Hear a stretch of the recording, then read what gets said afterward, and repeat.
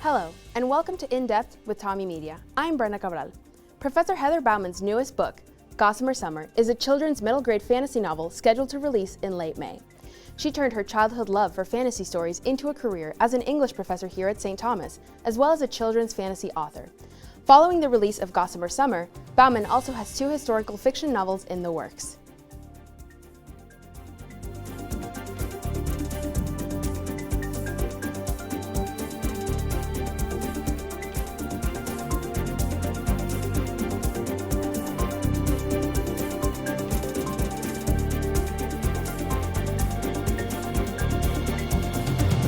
I'm here today with Professor Heather Bouwman to discuss her upcoming novels and her career as an author. Thank you for coming in today. Well, thanks for having me. Could you briefly sum up what Gossamer Summer is about and what message you hope to give young readers? Sure. I don't know if that I really have a message for young readers is the problem. But the book is about JoJo, who's age 10, and her 3 sisters, and their friend Theo. And JoJo and her sisters have recently lost their grandmother. They're kind of hanging out outside all summer long. Mm-hmm. And they've decided to play a lot of games and meet their new neighbor. And a fairy appears to them and says, you know, it's not your typical fairy. It's a grungy, kind of smelly, ready to fight kind of fairy. And he says to them that Fairyland is in trouble and that it's JoJo's fault because she used to tell stories about Fairyland and she created these problems by telling these stories. The problem is she doesn't tell those stories anymore because she told them with her grandma. She really misses her grandma and she doesn't want to tell those stories anymore. So the fairy appears and kind of dredges this all up.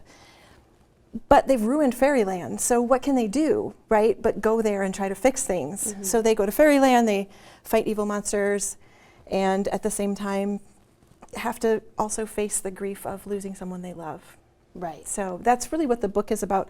And I don't really think of it in terms of a message, just a story that's exploring certain things that might be relevant to kids. Mm-hmm.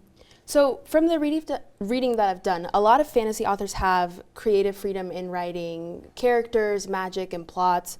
What's your process for developing these types of stories? It's different for every book, really.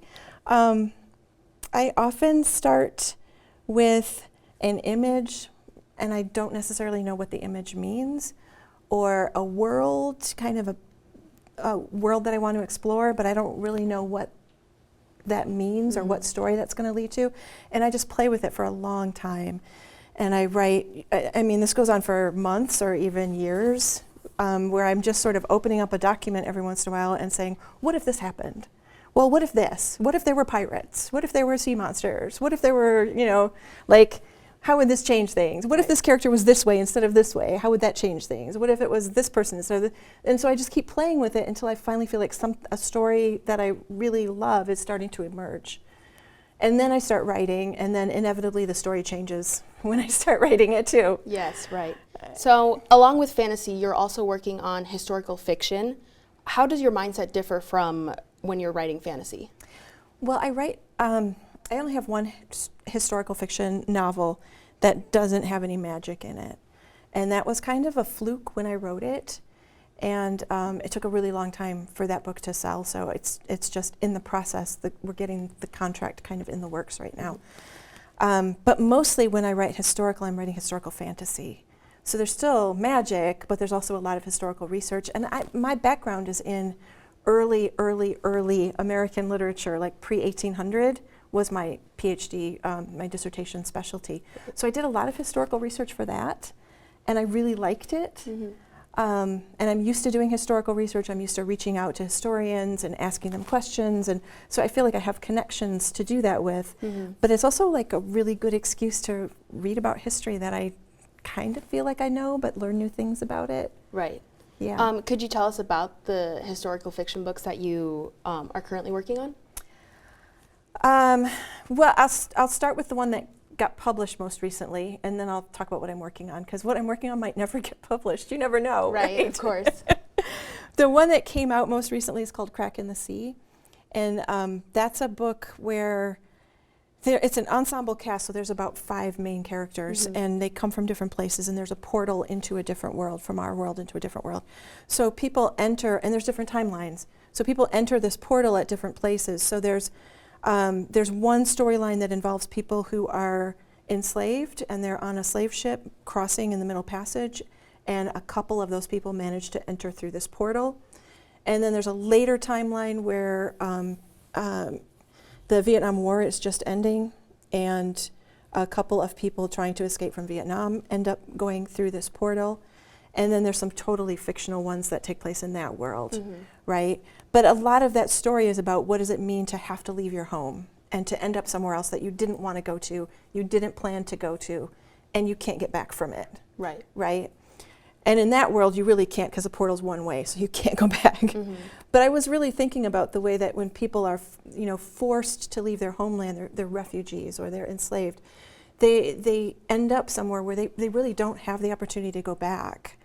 And so what does that mean, to have to make a home somewhere else? Yes. So that's what I was thinking about in that book. And the historical parts are as accurate as I could make them. But then, they enter a magical world where, like, there's sea monsters and people can walk on water and cool things happen. Yeah. Awesome. Do you think teaching writing has influenced your own storytelling? Yeah, I do, actually. I've moved into teaching creative writing, so it's definitely influenced my teaching in that way, because I don't teach historical literature classes anymore. I teach creative writing classes. But I also think about teaching in terms of storytelling a lot more, like, what story do I want to illustrate this point, and what story do I want to tell that has a particular theme or message to it? Because I think when I want to make a point in class about how plot works, or how you might think about audience when you think about your manuscript, or whatever the point is, right? I often think of it in terms of, like, is there a story I can tell that would be entertaining but that would get that point across, instead of just point 1, point 2, point 3. Right. Yeah, awesome. Well, thank you so much for coming in today. No problem. If you have a topic you would like covered on In Depth, tweet us at @TommyMedia. Don't forget to subscribe to our YouTube channel for all the latest Tommy Media videos. With Professor Heather Bouwman, I'm Brenda Cabral. Join us next time we go In Depth on Tommy Media.